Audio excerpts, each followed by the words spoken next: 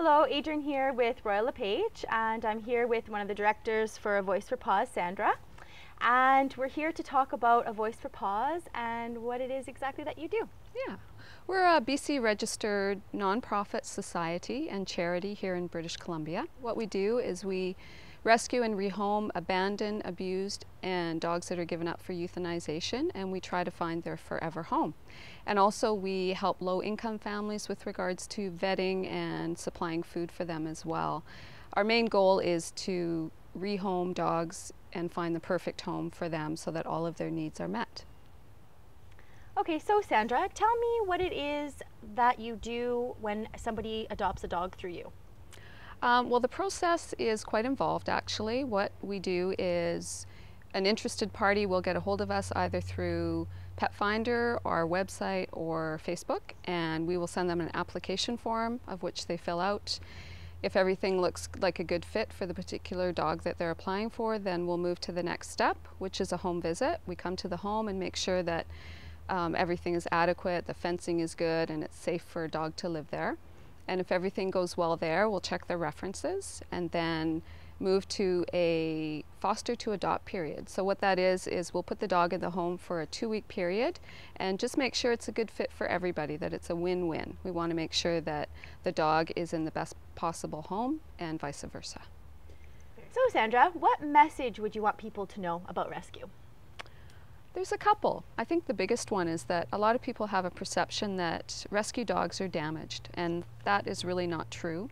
Many people give up dogs for a variety of reasons. For example, they lose their house, they get sick, they pass away, and there's really no issues with the dog. It's just unfortunate that the dog has lost his guardian and needs to find a new home. When it comes to some dogs that do have issues, generally speaking, it comes from the owner. So if you get the right person to take that dog into their home and provide patience, exercise, love, and just a bit of time, generally speaking, most dogs will be well behaved.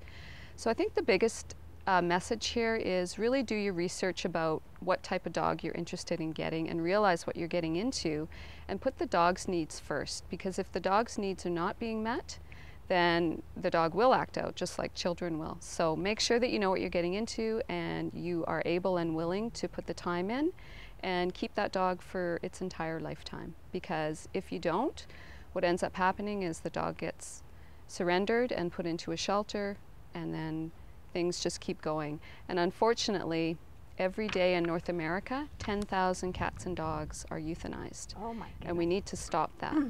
I didn't know that number. Wow. It's frightening. That's frightening. It's frightening. And how can people help? Well, there's many ways that you can help with rescue. We encourage you to adopt, of course, but if you're not in a position to adopt, you can foster. We rely 100% on foster homes in the Lower Mainland. We don't have a shelter.